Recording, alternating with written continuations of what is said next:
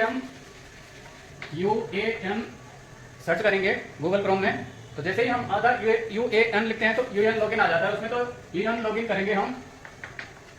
UAN login करने के बाद जो हमारा सबसे पहला पेज खुलता है वो मेंबर होम का खुल जाता है।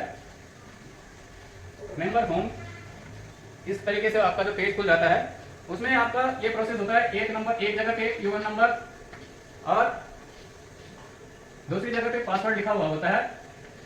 इस प्रकार के उसके खाने बने हुए होते हैं। और तीसरी जगह में लिखा होता है कैप्चा।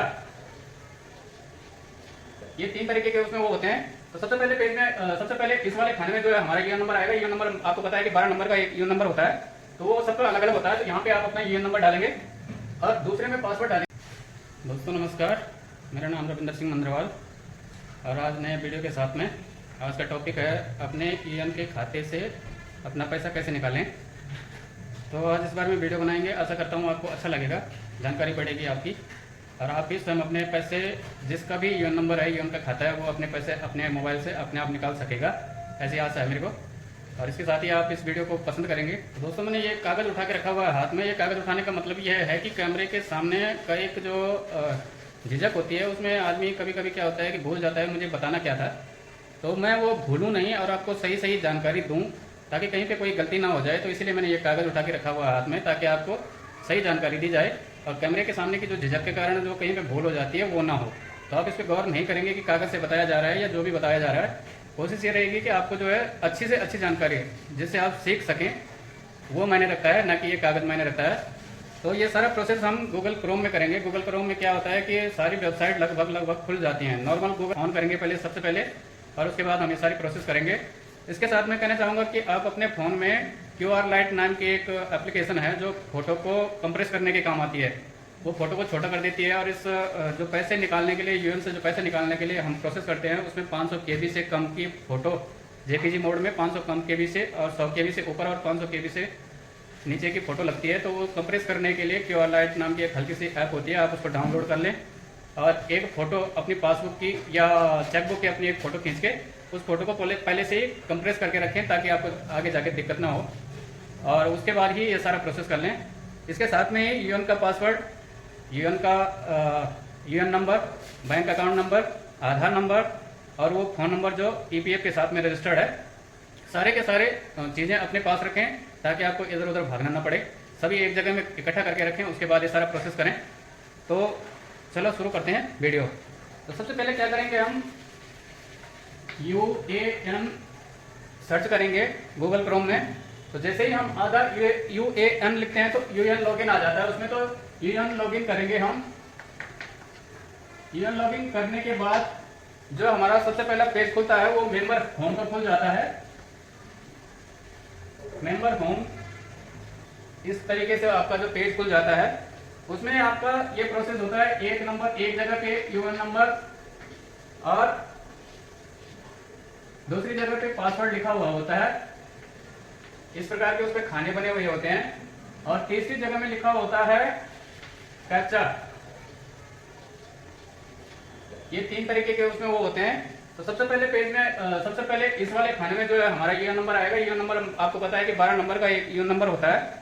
तो वो सबका अलग अलग होता है। तो यहाँ पे आप अपना यूएन नंबर डालेंगे और दूसरे में पासवर्ड डालेंगे। इसमें आप अपना जो आपका यूएन नंबर का पासवर्ड है वो डालेंगे।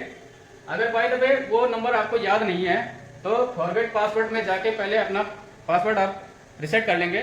पासवर्ड रिसेट करने की प्रक्रिया में सबसे पहले फॉरगेट पासवर्ड पे जाएंगे आप। तो फॉरगेट पासवर्ड में वो सारे ऑप्शन देता है। उसमें आधार नंबर मांगा जाता है आपसे, आपका रजिस्टर्ड मोबाइल नंबर मांगा जाता है। उसमें डालने के बाद आपका पासवर्ड जो है रिसेट हो जाता है। तो सबसे पहले इसमें यूएन नंबर, इसमें पासवर्ड और इसमें आप कैप्चा भरेंगे। कैप्चा में क्या है कि 2-3 प्रकार के कोई छोटा अक्षर कोई बड़ा अक्षर इंग्लिश का लिखा हुआ होता है या किसी में नंबर भी होते हैं।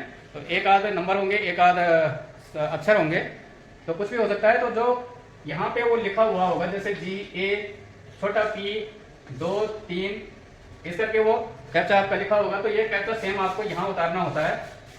इतना करने के बाद यहाँ पे नीचे लिखा हुआ होता है साइन इन।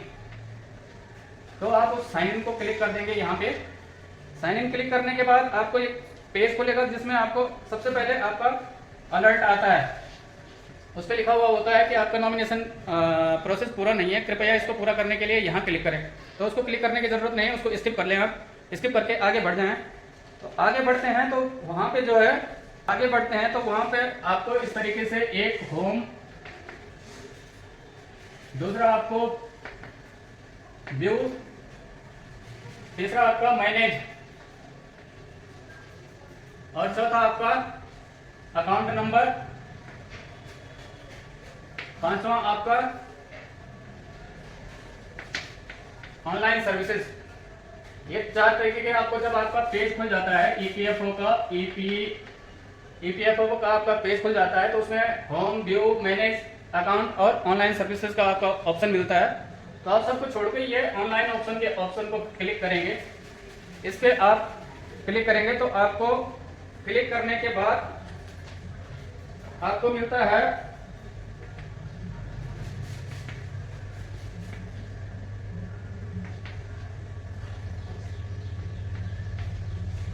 वहां पे आपको ये इस तरीके का एक इंटरफेस मिलता है, claim form 31, form 19, form 10C और फॉर्म 10D। तो अगर आप एडवांस निकाल रहे हैं तो एडवांस निकालने के लिए आपको फॉर्म 31 भरना पड़ता है। तो फॉर्म 31 भरने के बाद आगे जो ये बोलता है आपका, इसको क्लिक करने के बाद आपका सबसे पहले बैंक अकाउंट नंबर, यहाँ पे आपको अकाउंट नंबर भर के सबसे पहले अकाउंट नंबर वेरीफाई करना होता है। अकाउंट नंबर वो वेरीफाई करना होता है जो यूएएन नंबर के साथ में ऑलरेडी अटैच है। आप उसमें कोई दूसरा बैंक अकाउंट नंबर नहीं भर सकते हैं, आप वही नंबर भरेंगे जो पीएफ के साथ में अटैच है। तो जैसे ही आप उसको बैंक अकाउंट नंबर भरते हैं यहाँ पे, उसके बाद उसको कंफर्म करने के लिए एक रेड कलर और एक ग्रीन कलर, 2 कलर के होते हैं। आप ग्रीन कलर एस वाले में क्लिक करेंगे, फिर आपको वो आगे पहुंचा देता है। इसमें टर्म एंड कंडीशन जो है शामिल होते हैं। टर्म एंड कंडीशन को ओके करने पे आप अगले उसमें पहुंच जाते हैं। यहाँ पे फिर आपको लिखा हुआ मिलता है पीएफ एडवांस,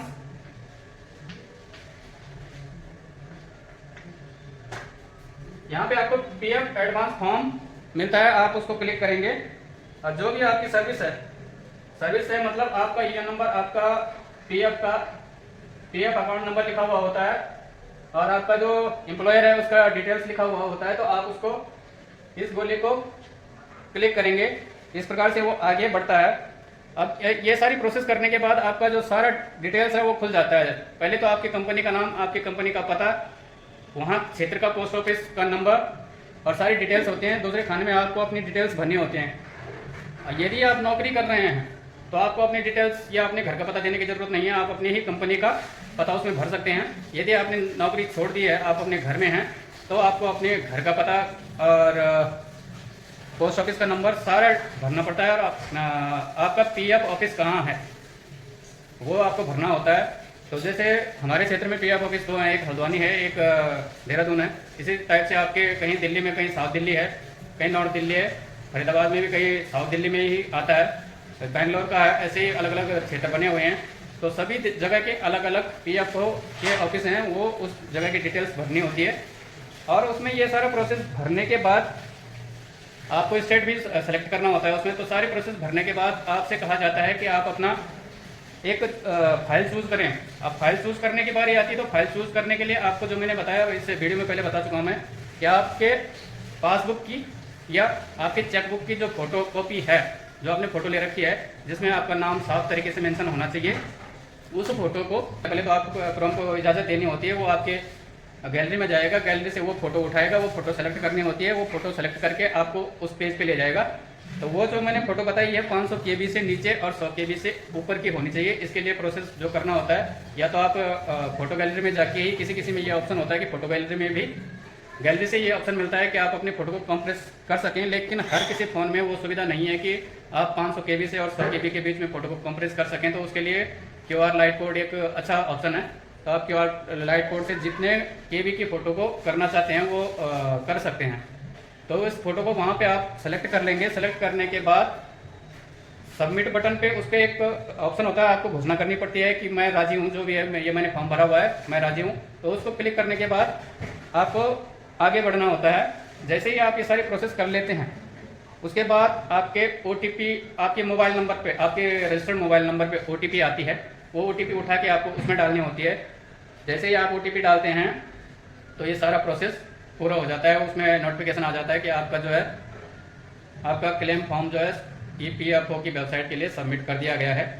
और सबमिट होने के बाद आपको 3 से लेके 10 दिन, 15 दिन या 20 दिन भी लग सकते हैं। ऐसा कुछ नहीं है कि आज आपने फॉर्म भरा और 2 दिन बाद आप सोचने लग जाएं कि हमारे अकाउंट में पैसा आ जाएगा।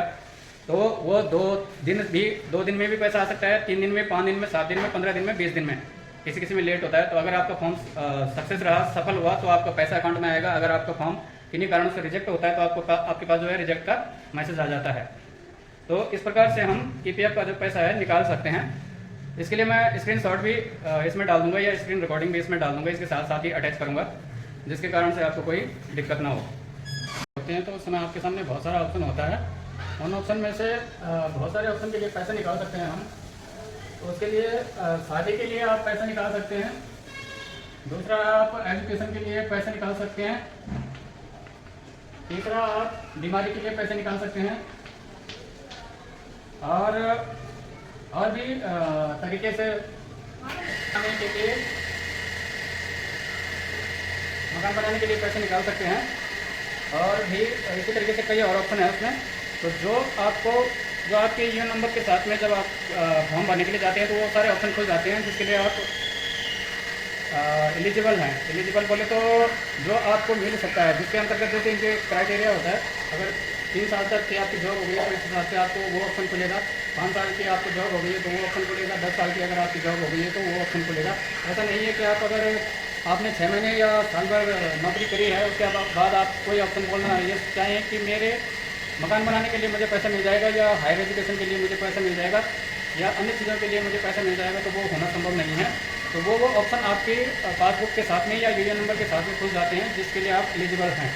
तो आप उसी के लिए फॉर्म में अप्लाई करें जो आप एलिजिबल हैं, अन्यथा आपका फॉर्म जो है रिजेक्ट हो जाएगा। तो इस चीज़ का भी ध्यान रखें, उसी हिसाब से फॉर्म